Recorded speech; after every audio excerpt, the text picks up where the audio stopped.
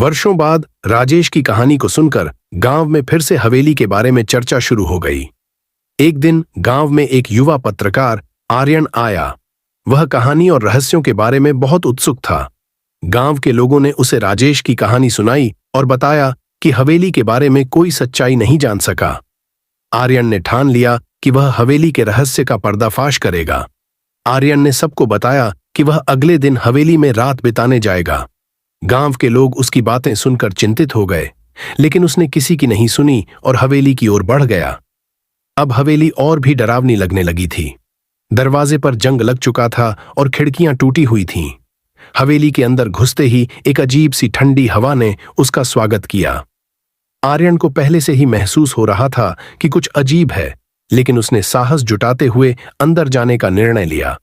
जैसे ही वह हवेली के अंदर पहुंचा, उसे वही पुरानी किताब मिली जिसे राजेश ने पहले उठाया था।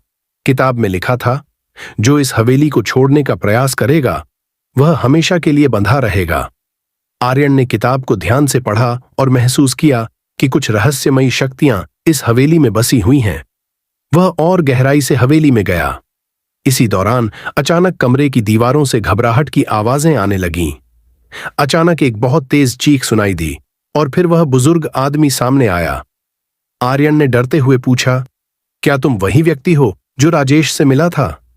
बुजुर्ग आदमी ने धीमी आवाज में कहा, हां, वही मैं हूं। मैं और मेरे परिवार ने इस हवेली में कई साल पहले एक भयंकर पाप किया था। हमने गांव के लोगों से धोखा दिया और उनकी जिंदगी से खेला। इसीलिए मुझे और मेरे परिवार को इस हवेली में बंद कर रखा गया। लेकिन अब मैं तुम्हें चेतावनी देता हूं, तुम भी इस रहस्य से बच नहीं पाओगे। आर्यन ने साहसिकता दिखाई और बुजुर्ग से पूछा, क्या तुम हमें इस हवेली से बाहर जाने का रास्ता बता सकते हो? बुजुर्ग आदमी ने कहा, रास्ता सिर्फ एक है, तुमसे एक वादा चाहिए। तुम्हें मुझे और मेरे परिवार की आत्माओं को मुक्ति दिलानी होगी। केवल तभी तुम यहां से बाहर जा सकोगे। आर्यन ने ठान लिया कि वह इस रहस्य को हल करेगा। उसने हवेली के पुराने मंदिर की खोज की, जहां कथित तौर पर वह पाप हुआ था। मंदिर में जाने के बाद उसे एक पुरानी मूर्ति मिली, जिसे छूते ही हवेली की दीवारें हिलने लगीं और सब कुछ एक पल के लिए शांत हो गया।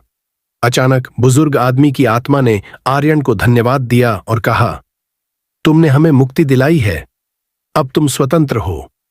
इसके बाद हवेली की अजीब घटनाएं बंद हो गईं और हवेली में शांति छा गई। आर्यन ने हवेली को छोड़ते हुए गांव वापस लौटने का मन बनाया। गांव में सभी लोग हैरान रह गए, क्योंकि हवेली में होने वाली घटनाएं अचानक रुक गई थीं।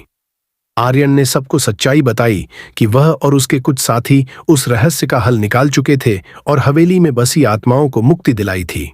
इसके बाद से गांव में हवेली एक सामान्य घर बन गई और लोग वहां जाने से नहीं डरते थे। लेकिन आर्यन ने यह निर्णय लिया कि वह आगे से ऐसे रहस्यों को हल करने के लिए अपनी जिंदगी को समर्पित करेगा, ताकि और भी अनसुलझे रहस्यों का पर्दाफाश किया जा सके। इस कहानी का संदेश यह है कि साहस और समझदारी से किसी भी समस्या का समाधान निकाला जा सकता है, और कभी-कभी हमें अतीत के पापों का सामना कर उसे हल करना पड़ता है।